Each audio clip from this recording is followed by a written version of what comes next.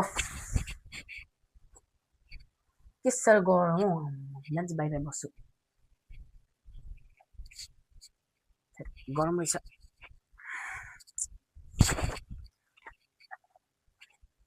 यहाँ बस्नु पर्यो यहाँ डाँडा हेर्दै बस्छु के साह्रो गरम मैले मायाले दिएको चिनो फ्याल्यौ कि राख्यौ ओ ब्यारी आइज न कडा लेख्छु हो अन्न फेरि मात्रा आएको यो यहाँ बस्नु ठिकै छ तँ बस् त्यहाँ बस सरहरू भुइँमा बस्छ बेन्चीले चाहिँ बस्छ कुवारै मर्ने तँ चाहिँ अब अलिक किन त बस्नु राख्छ तँ चाहिँ मिलाउँछ भन्दैन के भन्छ त्यसलाई हात र मुख नभएको केटी मिलाउने त्यस्तो होला त्यस्तै होला तँ जस्तो कालो ब्यारीमा कसले हेर्छ हामीले अझै हामी तिनवटा चारवटा केटी पछि म त मात्दिनँ त महत्त्व म तल कसले हेर्छ म तल कसले हेर्छ गजब बेइज्जती है ए हो र बस बस बस हो नि अनि के यस्तो मसलाको त तिन चारवटा केटी छ कसले के हेर्छ त के छ तेरो भन्न गरमै अब कालो ब्यारी भन्दिनँ ए रस रसैली ब्यारी ब्यारी ब्यारी ब्यारी ब्यारी के हेर्नु तैँले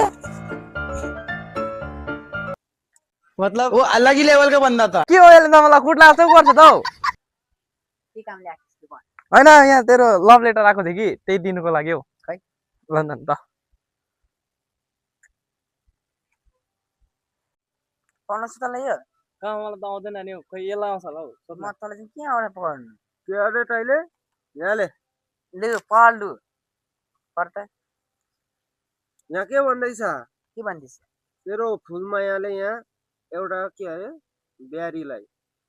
लभ लेटर पठाएको रहेछ होइन पानी पनि जोडिसक्यो एकछिन साथी भएको हुन्छ गइकन आउनु पऱ्यो नि त यहाँ दाजुहरूकोमा पनि पुगिकन आउनु पऱ्यो के गर्दैछ नि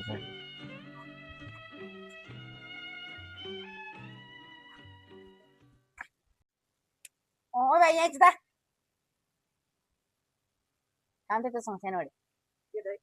तँलाई पढ्नु आउँछ आउँछ नि यहाँ सानो चिठी रहेछ कि पढ पढ अनि पढ्नु नआएको यत्रो ढेडे भएरमा नि खै आएन हौ। हैट आउँछ कि अप्ठ्यारो रहेछ नि त अब यहाँ के भन्दैछ भने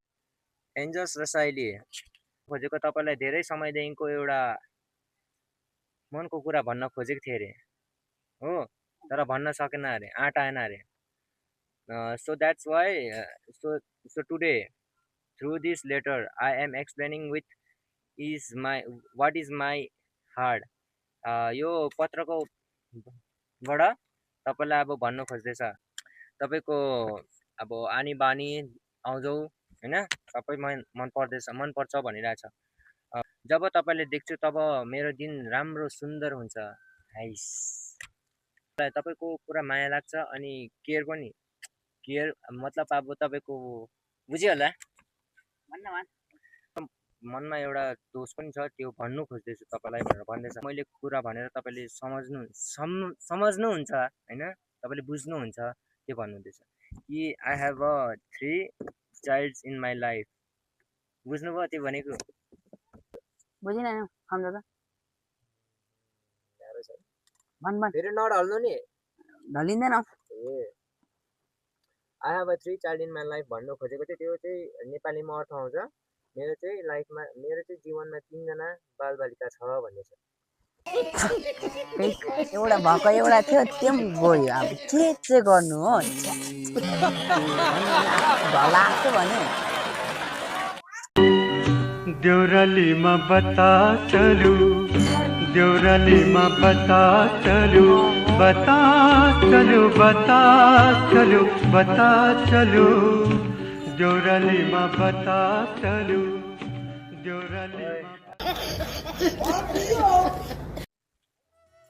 के भयो बिहारी तेरो लभ लेटरको रड्डी भएछ नि कस्तो गर्छु अर्को बिहा गरेपछि तिनवटा नानी पनि भएछ नि चिन्ता नानी अनि मैले दिने माया कि अन्तै सार्यौ हिँड कडा खानु अब आज त खानै पर्छ ल